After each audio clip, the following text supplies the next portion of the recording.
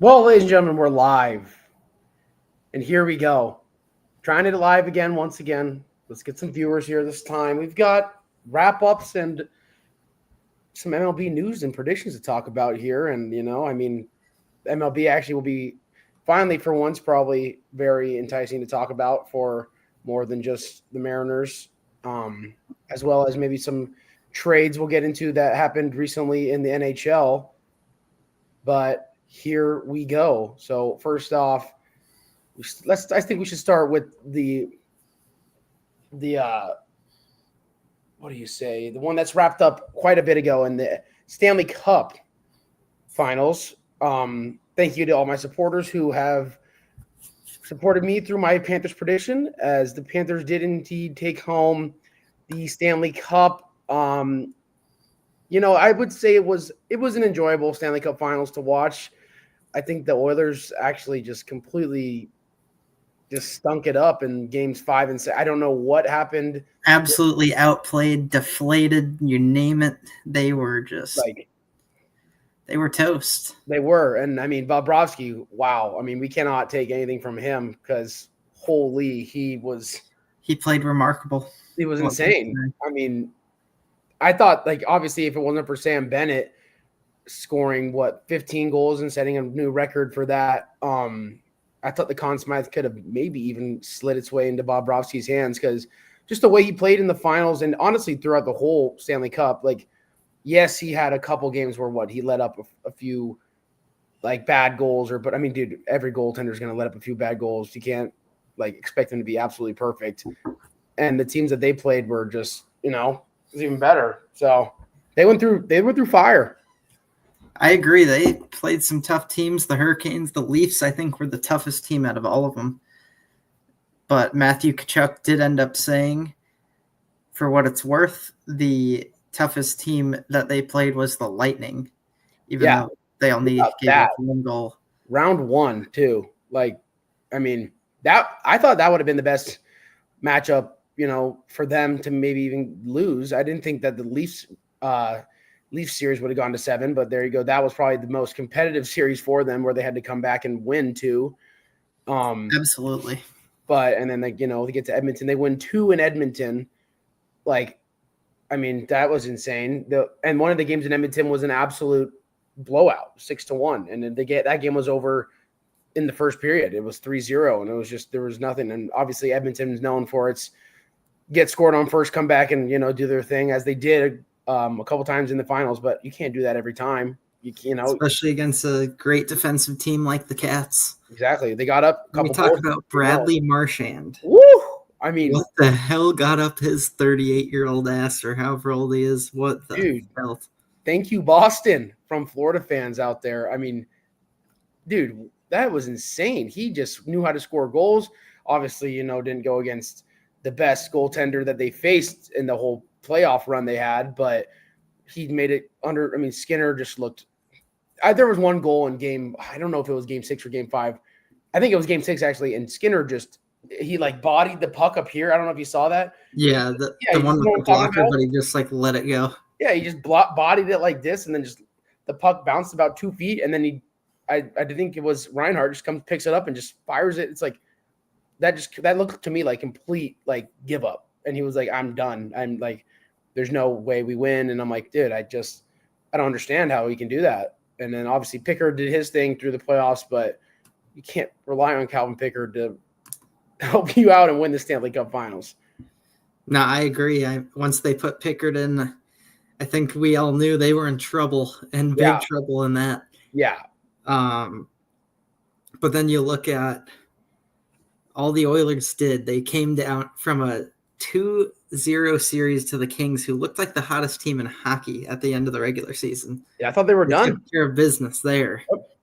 Then they play – who did they play after that? The Vegas Golden Knights. Or the Knights, yes. God, I even forgot about that series. They eliminated them so fast. Yeah, it was a – was it a 5-game series? I think it was, 5 games, 4-1. Vegas only won 1. Yeah, and Vegas was one of the favorites coming into the whole year. Yep. Because Vegas made quick work of – God, who did they play first? The Wild. The Wild, yeah. Actually, they didn't make quick work of them. I think it was 4-2. That's where I was kind of skeptical of them. The Wild won a couple. I think they won one in home and then one in Vegas, and that's when I was like, Vegas doesn't look good. And then obviously Vegas won one on that last second goal, literally last second goal in Edmonton. That was the only game they won. They got swept at home, and I was like, wow. I mean, who saw that coming? That was crazy. I mean, I was about to turn it off in the airport, and then I see, and he scores, and Draisaitl scores on his own net. Yep. That can't happen. Yeah. You know, it's sad to see the NHL season go, but right after the season, the best part is the trades and the free agents get going right away. Yeah. And we have Zegras to the Flyers. Yeah. I like that. I like it. They'll probably match him up with either Michkov or Konechny. Going to have some small guys down there, but the Flyers are the bad boy Flyers. They'll have some big defensemen that'll take care of them. Literally. God, who's that one? Oh, Delorier. He's going to bring the boom. So, I mean, they should do fine. The Flyers, with Rick Tocchet at the helm, his first year, you saw what he did in Vancouver. Yeah. So, I'm interested to see what they do. Another team where the goalie there is a bit questionable for the goalie does bring up a big question. Yeah. But I know that Konechny played with the Four Nations. He had some good time, and for what is it, Canada? Is the team Canada? Yes. Him and Jarvis were switching off. Yep. So him and Zegras paired together now. I like that. Zegras obviously hard to get going on the Ducks, as it is very hard to get going in Anaheim. But they have a lot of young talent, and Zegras was young and talented. A lot of injuries as well. Yeah. But as well, I mean, I don't know about Anaheim next year, but they're going to have to figure it out a little bit. But moving on from that, another trade that happened a few days ago for Seattle's own, Mason Marchment now from Dallas to Seattle. That was a bit of a salary dump from the Stars. I think that's all that was from them. Yep. As they're trying to get some pieces. The Marchment will do better in Seattle than he will in Dallas. Yep. For his career. He'll look to get more minutes. That's for sure. Oh, yeah, for sure. He'll probably be a second liner for them. What do you think? Marchment? He's a center, right? I think he might be a center. I forget what because I think he played with Hintz. So maybe Hintz was the center and he was a winger. Maybe you're right. So maybe he's going to be a winger. But yeah, either way, I see second line in Seattle. Potentially first line, obviously they'll mix it up with Andrew Stevenson. Beniers would be the first two. If he is a wing, then he'd be on one of those lines. If he's a center, then he'll be the third. Yeah, we got a new head coach here in Seattle. Lane Lambert. Welcome Islanders head coach. Welcome to the club here in Seattle. I knew they held their little welcoming party for him a couple weeks ago, and now they're making moves onto Mason Marchment, and I think he brings more talent on the wing side that the Kraken just simply don't have, as well as a little more experience playing in the playoffs and playing with great players like Robertson, Hintz, obviously, Haskin on the defensive end in Dallas. So I mean, I think he brings a good piece to Seattle. Absolutely. And then, I mean, I wonder if the Kraken go for a goalie. That's what I was just thinking. Because you need a goalie, but at the same time, do you get a goalie now when you don't have the pieces? Yeah, or do we just stick with Decord for a couple years? I think Decord will be fine too. I think he's fine, 100%. Yeah, I mean, he played well at the IIHF World Championships. Yeah, he did play well. Him and Swayman, I think, were battling back and forth in net there. But the one everyone's going to talk about, where will Mitchell Marner end up, the Canadian forward, looking for $14 million a year? Yeah, that's insane. And for you non-NHL fans, $14 million a year, that is, I believe that would make him the highest paid per year. I don't Yeah, I don't know who. I don't know if he There's probably a few that are higher, but a lot of these big name players are around 12 or 13 over longer deals. Yeah, I don't know what. I know that Carolina could be in the running here for a Mitchell Marner. I'm told per sources, who knows if the source is good or not, that he is favorites to land in Vegas right now. Carolina making a big push as well. I just don't want Carolina to get screwed like they did with Branson and signing a big name like that, and then all of a sudden it's like, well, what are we doing here? Vegas, obviously, for Marner, I could see. I think he would fit in quite well there, but obviously Vegas needs one more piece as well. He's a winger. He'd probably be with Eichel. Yeah, and that is a disgusting combo. That is quite scary. Seeing Eichel skate through there and handling the puck and then passing to Marner, never a good sign if you are on the defensive end. Absolutely not. And they're both honestly pass first guys. So you wonder if that's who they would have together. You could also put Hurdle's also one of those guys that is possibly leaving the Knights in a trade. You think he was just a one and done lone guy?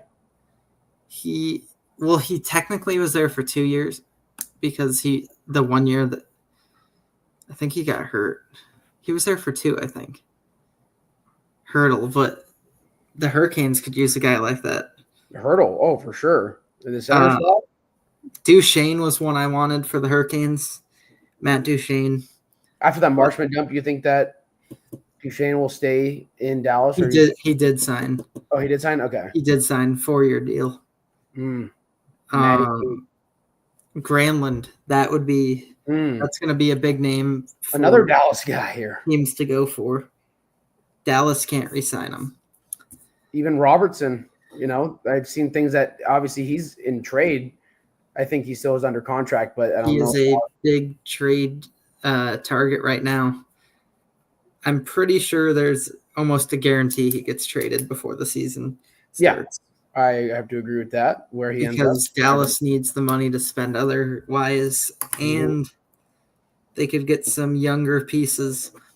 The Hurricanes could make a deal with them. I don't know if I want Robertson.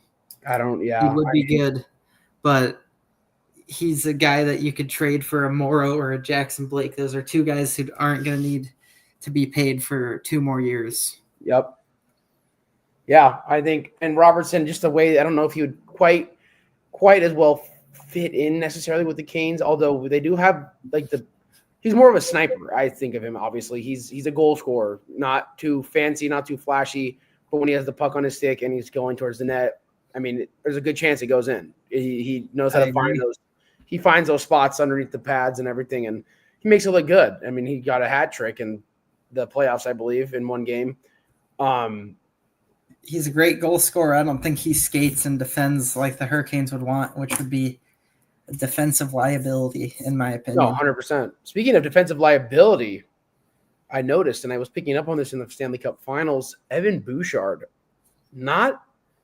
did not show his defensive. He wants a big contract. He'll probably still get a big contract, but he'll get at least $10 million. Yeah, which is insane because half those goals that were let up on Skinner were bad looks because of his a turnover from him or just a bad defensive angle that he didn't cut off their attacker coming in, and it was like, I thought you were supposed to get paid $10 million just to shoot the puck. Now you're that much. I mean, obviously he's an offensive defenseman, but dude, you're playing defense. There's got to be some defensive. Yeah, you got to have some defense. I know he's going to score a lot of goals, but yeah, when he was on the ice, he's a target you could go after. I know. It's look at Cale Makar. That guy can shoot the puck, skate, and still play defense better than anyone in the league. So, it's maybe he's still young. It's a thing that they're going to have to work on with Big Evie B, But for sure. But a big one that I don't know if you really know who this is because you started following hockey later. But Jonathan Toews is going to return to the NHL, and he has signed with the Winnipeg Jets. Was that the captain of the Blackhawks? Wow, I was thinking of. Does he have a brother? 2 or 3 rings. No, not Devon. Okay, I thought it was Devon, and I was like, but man, oh man, Jonathan Toews used to be one of the better centers in the NHL, and he is returning to his hometown, the Winnipeg Jets, after injury plagued the end of his career. He retired early, but he said, not so fast. Wow. We saw a couple of them. I mean, Landeskog came back after about 2 years of being hurt, battling his way up through the AHL and back onto the Colorado Avalanche's playoff roster, where he played some good minutes there for them. So, I mean, that's another big name coming back up into the league. Obviously, the Jets, they got to figure something out. They can't keep all those players either, as we were talking about a couple weeks ago. Maybe Nikolai Ehlers could slide his way over to Carolina. That would be that is what I would want. Yeah. But as good as they were, and then they add Taves, I think they keep him. Yeah. I think he tests the market to see if he can get more. Yeah. Which obviously a team is going to offer him more. Does he want that extra few million or few $100,000 a year is the question. Nikolai Ehlers, man. Another very shifty little guy over there in Winnipeg. A great player. But, I don't know if there's any more to talk about in hockey. I think that was a pretty good job wrapping up the Stanley Cup there. If we want to shift our talents over to the NBA, which just wrapped up last night, as I was smoking some ribs for 3 hours last night. I smoked some ribs. Oh, my gosh. They were amazing, man. Apple really rub remarkable on the Traeger. Watching some good basketball until about halfway through the third quarter. Obviously, Halliburton down in the first quarter. Still a great game. A gut-wrenching injury. Yeah. That was in that game he was fighting through. As I was cheering for the Thunder, kinda didn't really care. But to see that, no matter who you're cheering for, that just hurts. Yeah, 100%. And I mean, the Thunder, they definitely deserved to win it. They had a great team, great coach. Shout out Mark. He really knew how to coach them up there. Young talent. Obviously, they're going to be a threat for some more years to come.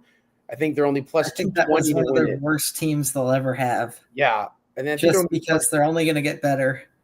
Yeah, 100%. They're super young, and they had a lot of mistakes in countless games throughout that postseason. Even Game 7 wasn't their best game, I don't think, that they played. The first half, they honestly played terrible as Shea kept them in it. Yeah, no, 100%. He facilitated. He scored when they needed to. I think Shea actually ended up shooting only like 9 for 30, which was not obviously good at all.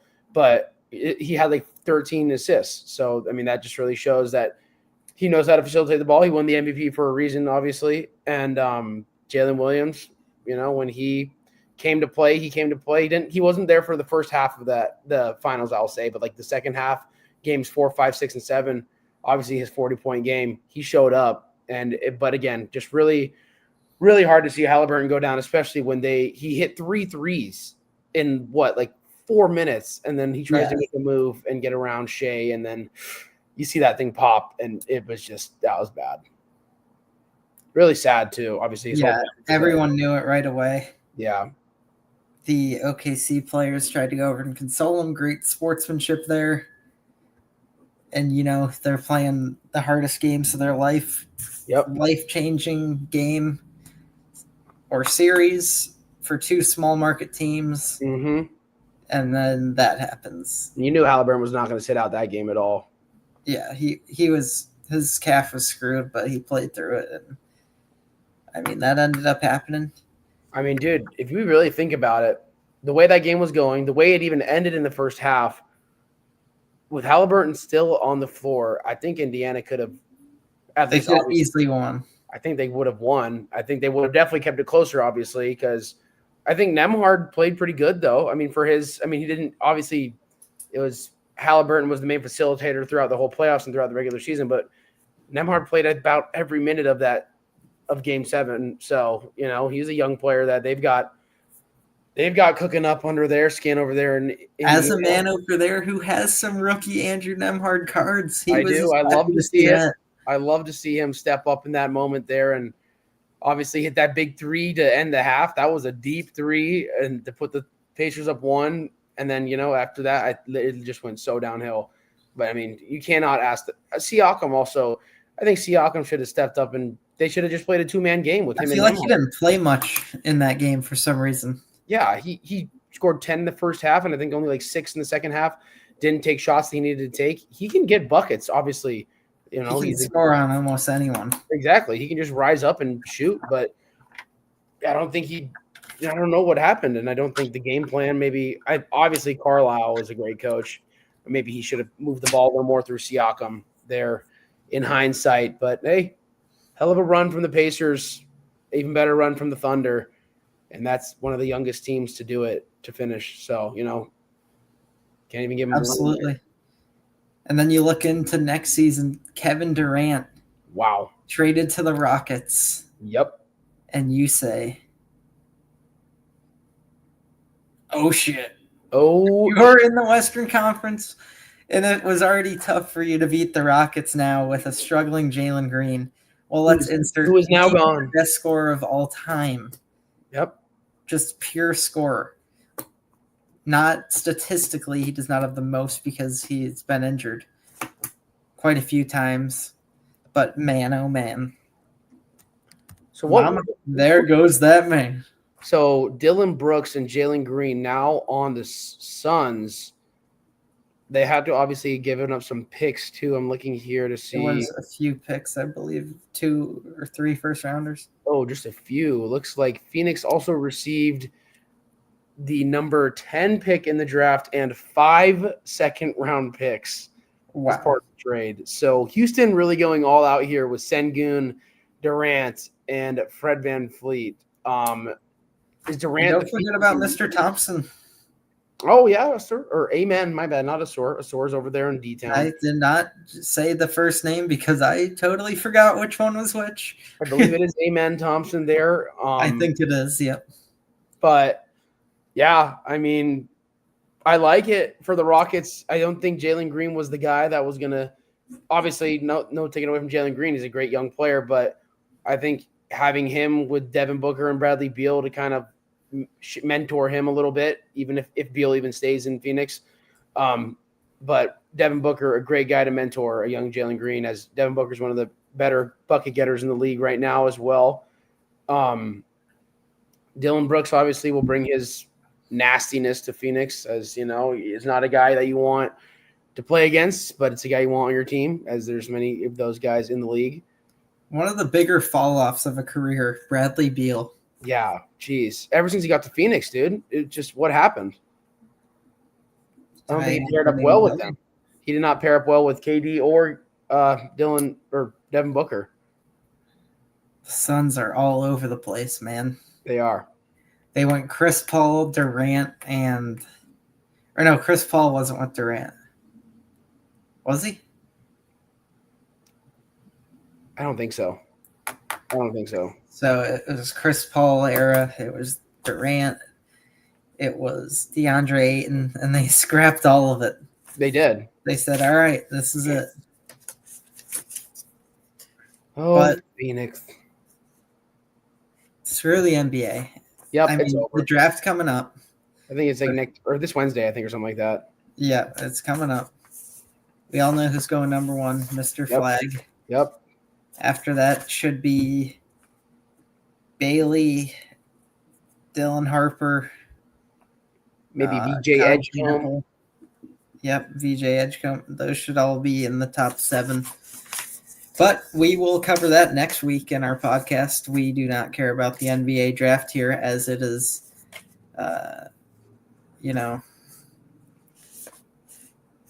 Okay, we're going to answer a question from the chat here. All right. Looks like we have a viewer. How does Cedric Howard shoot up the draft boards after barely playing this year? And that is going to come from Joey. Thank you, Joe, for tuning in today. I think it was mainly the draft combine. You see the athleticism. They test the verticality, the lateral movements, the shooting, the just overall physicality of the guy, athleticism. They can obviously tell that he could play. They saw his film from high school and college, even though it was short-lived. And when you see Duke go to recruit a guy like that, he's gonna get drafted. Yeah. And looks like he will not be going to Duke anymore. He will be getting drafted probably first round. Don't know when, but a lot of teams could use him. Yeah. I think, obviously in the games he played for us this year, he was, obviously the best player on the court. And it was very obvious. And as well as his film from last year at Eastern, or I guess 2 years ago at Eastern, he was phenomenal. He was a big bucket getter there. Obviously, playing at that school, very much smaller than it is here now to Washington State, and of course, unfortunately, him getting injured very early into the season. But for the games he played, I mean, and then obviously, like you said, the combine, he's a talented guy, and if he was going to go to play at Duke this year, which I think wouldn't have been a bad idea for him to go actually play at Duke this year, as he might have shot up draft boards even more. But, if he wants to take his talents to the NBA and if he feels like his time is now, then it's now. And you don't want to risk another injury. You get injured one more time before you head to the NBA. You might not get that chance in the NBA. You lose out on millions and millions of dollars. So that's a big thing to look at. Very true. But now we head over to basically the only sport remaining for the summer. Speaking of Joey, should we start Major League Baseball? Ciao, there it is.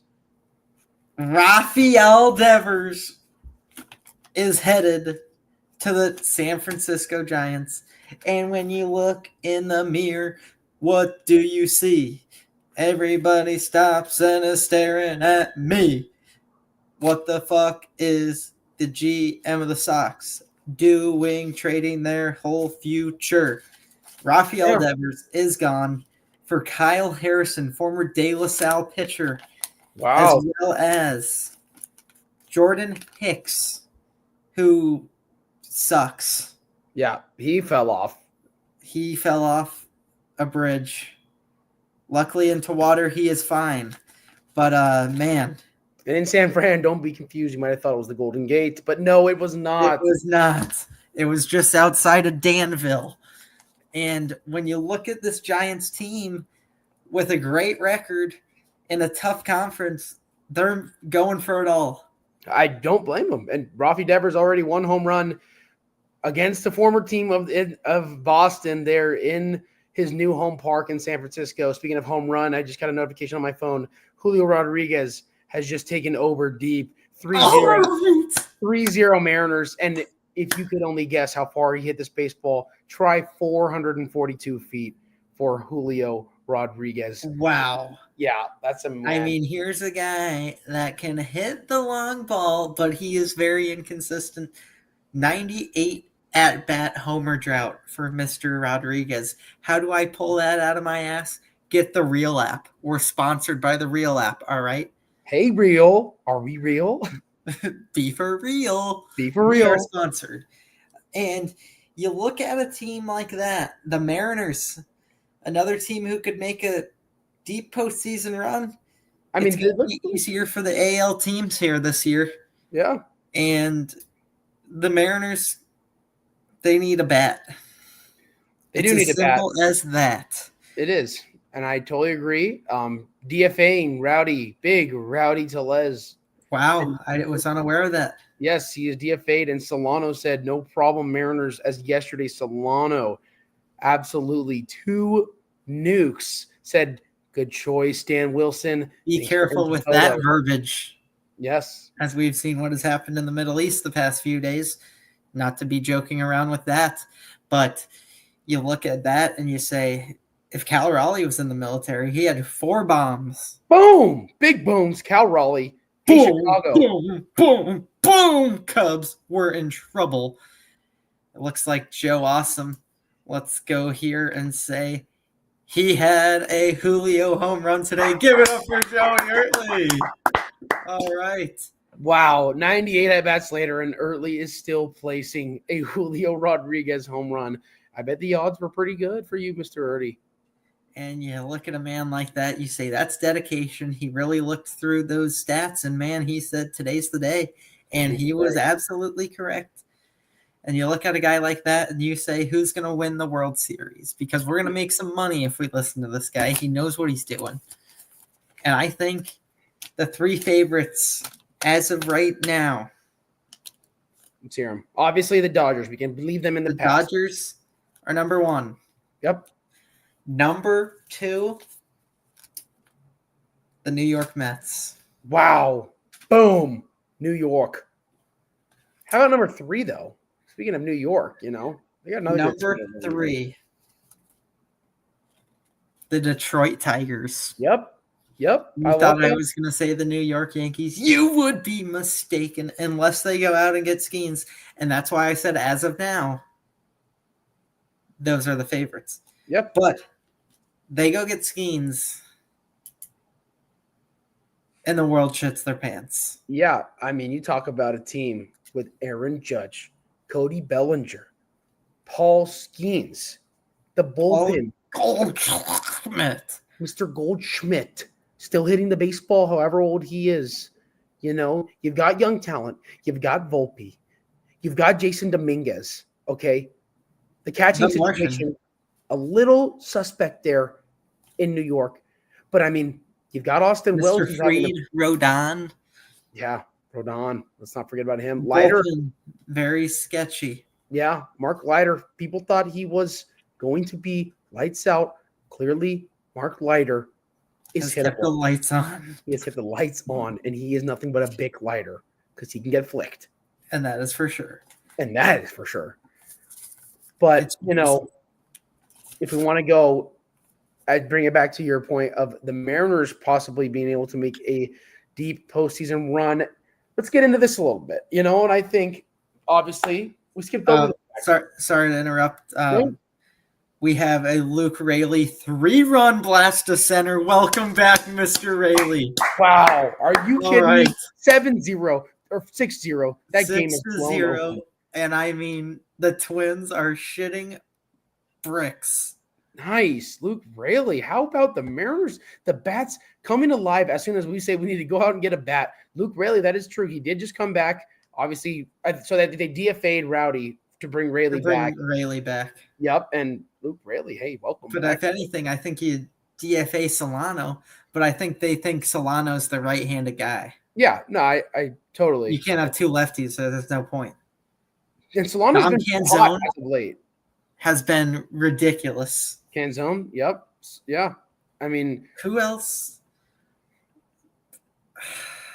Obviously Cal, but I mean, besides that, Ben Williamson and Cole Young, I could do without. Yeah, I mean, Ben Williamson's always on. I mean, he's a good, he's our 9-hole hitter. Oh my God, really hit that 436. The balls are flying in soda. Okay, they're flying everywhere in the country right now. A massive heat wave. Yep. And global warming. It could be global warming. It could be juice baseballs. We'll get into torpedo bats. Torpedo bats. That was a discussion for about 3 days, and then they said, "Oh shit, it doesn't mean anything." Nope, not at all. So that's all that was. Well, we have covered the NBA, NHL, MLB. 73 days, I believe, until the NFL is back. Oh, the Gator Chomp for the Cougars. Here, let's go, man. Cougs. It couldn't come soon enough. We need some NFL here. College football, that'll be about a week or two before, and it's going to be quite magnificent to see all these big schools and NIL, as schools are now officially allowed to pay their players directly. They can pay their players directly now. That's unbelievable. Who would have thought that that's what college football would have come down to? And it's one of those things. It's like, how much are the schools going to be able to pay now? They're going to say, "Oh, tuition is now $80,000. Pay to play, baby. Pay to play." If you want to go to a good school, you better freaking pay your ass off. It's going to be $80K. Your football team's going to be good, but you got to pay for it. That's all that is. And is it worth it at the end of the day? I think multiple teams or schools have already been paying players directly, but through donors. So I don't know if it's that big of a change, but a change is a change. Change is a change, and Big things could happen. I guess next week as well we can cover. Maybe we'll move our focus to a little football on next week's episode, and we will talk NFL and college. As speaking of change, there's a lot of change in the NFL coming up this year, and God, am I excited to talk. It's gonna be exciting. Man. Sorry, jump the gun there. I mean, it's gonna be incredible. A lot of players that many people don't even think have changed teams, they'll realize when they start preparing for their fantasy drafts a week before, and they say, we're going to go to Gross Sports Talks, and we're going to say, what did they say about these players? Yep. And you talk about George Pickens to the Cowboys, but we'll cover that all next episode. Peace.